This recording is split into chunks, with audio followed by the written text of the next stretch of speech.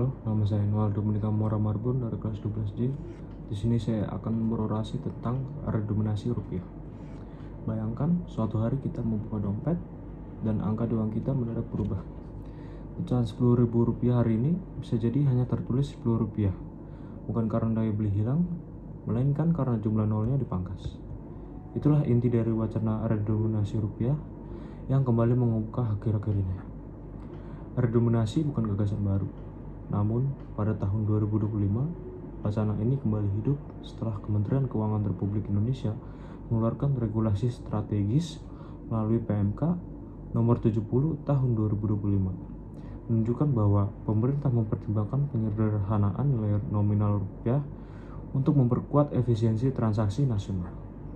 Berarti secara teknis, redenominasi mengurangi digit atau nol di belakang angka tanpa mengubah daya beli real.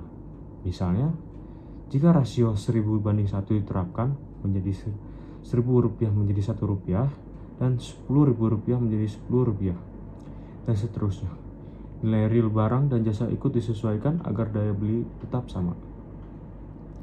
Pemerintah menyebut beberapa alasan untuk redenominasi. Pertama, efisiensi ekonomi. Kedua, kemudahan transaksi. Ketiga, meningkatkan kredibilitas mata uang. Yang keempat, menyesuaikan dengan perkembangan ekonomi digital. Namun, di balik potensi manfaat itu, muncul berbagai kekhawatiran. Pakar ekonomi memperingatkan bahwa jika transisinya terburu-buru atau sosialisasinya buruk, redenominasi dapat memicu kebingungan publik, ketidakpastian psikologis, bahkan risiko inflasi akibat kesalahan persepsi.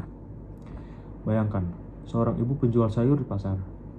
Dia sudah terbiasa memasang harga Rp15.000 per kilo.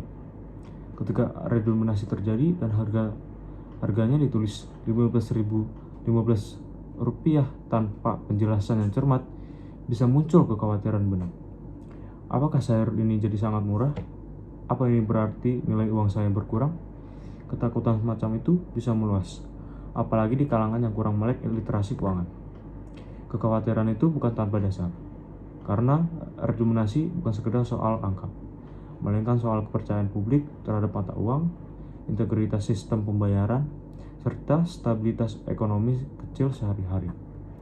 Saya menekankan tanpa persiapan matang dan edukasi, karena kalau dikawal dengan baik, redenominasi bisa membawa manfaat besar, yaitu 1.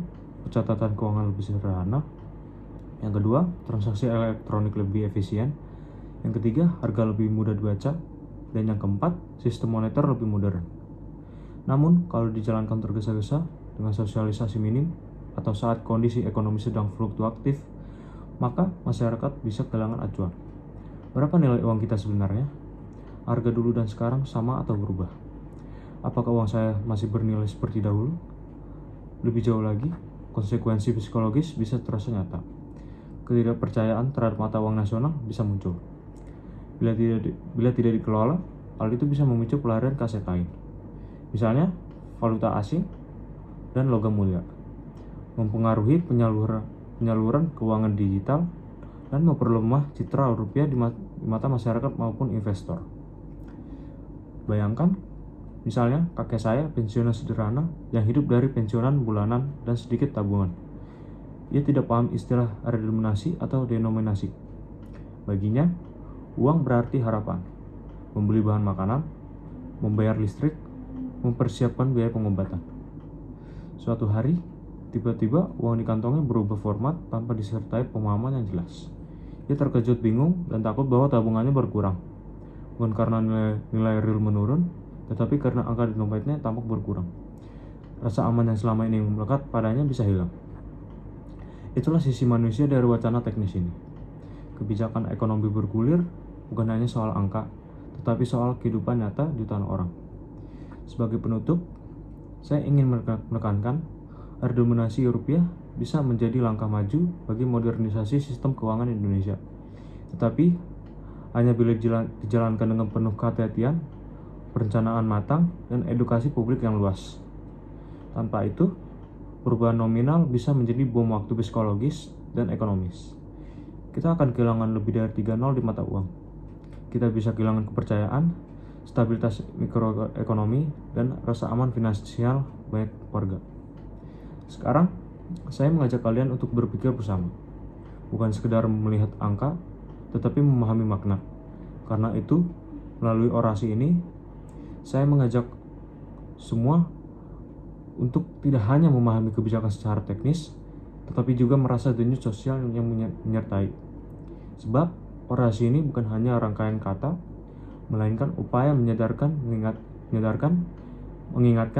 dan menggerakkan kita untuk lebih peduli terhadap dampak kebijakan pada kehidupan sehari-hari. Demikian dari orasi saya. Terima kasih sudah menjelaskan orasi saya. Bila ada kata-kata yang kurang berkenan atau kata-kata yang kurang terbata-bata, mohon dimaafkan. Terima kasih dan selamat pagi.